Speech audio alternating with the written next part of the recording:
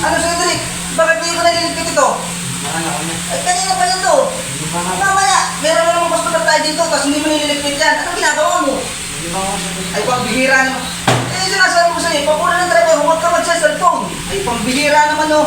Ay, tingnan mo, mamaya, meron naman tayong customer. Diyan pa yan, nakakarap pa hindi yan. Pambihira ka naman talaga, oh. Aba, tinaw na ako yung cellphone mo kaysa dito sa bunga mo dito. Tinaw mo nga yan, oh.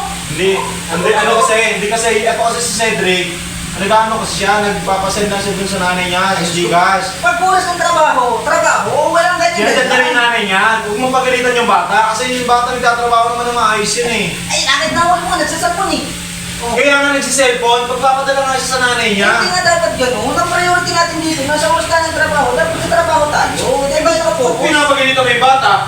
Oh. Eh, wala nga sa amin. Dapat kasi, pag oras sa trabaho, walang lakot-lakotsa. Tulungan mo naman yung bata, pre. Yung bata, magsisend siya ng pera sa nanay niya. Teka, sino ka ba? Bakit kaibigan niya ako?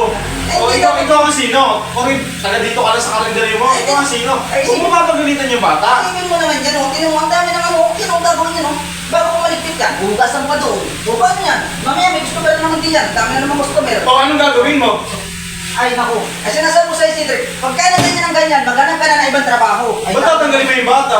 Ay, ito naman naman. Hindi, nakikiusap na naman siya, di ba? Nakikiusap na naman siya sa'yo Ay, na hindi ganyan. magtapadala lang siya. Padyat niya yung ano niya, Ay, di ba? kasi yung- Huwag mo papagalitan yung bata. Nakunuhan ko yung dapat yung gayon, yung pagpapadala siya. Kaya nga sa akin man, pag oras ng trabaho, at lalo na, marami na naman customer, nakahali din niya kanina. No, ay tinan mo ngayon. Ay, paano kung papasok yung customer? Nakita ng ganyan doon. Ay, Hey, Cedric. kahit sino naman siguro ang customer. Papasok ko kanya ng istura ng ano? Ay, hindi. Hindi. Dito, cellphone mo. Dito. Ay, ba't kukuhin mo yung cellphone? Kukuhin mo yung cellphone niya. Doon. Ay, hindi pwede, pre. Hindi yan pwede, pre. Hindi mo pwede kunin yung cellphone ng bata. Ang cellphone niya yan eh. Ba't kukunin mo? Nagtatrabaho siya sa'yo na maayos. Kaya na naman siya nakiusap sa'yo na ano. Ay, ang sabi na naman. Hindi po pwede yung ginagawa mo sa kanya. Kasi sa akin, hindi ko usip eh. Oh. Ano ko Hindi, dito? aayusin niya naman yan eh. Aayusin niya naman yan eh. Trabaho niya yan eh. Lilinisin niya naman yan. Nakikiusap na naman siya sa'yo. Ay, kaya lang ba? Diba? Ay, may customer na ako. O, paano ang gagawin ko dyan? Ano, ako maglilipid dito? Kaya ano na yung Cedric, kaya ano na yung Cedric. Ako maglilipid yan. Kaya mo na yan. Bata, tapos ganyan yung tuturing mo sa kanya.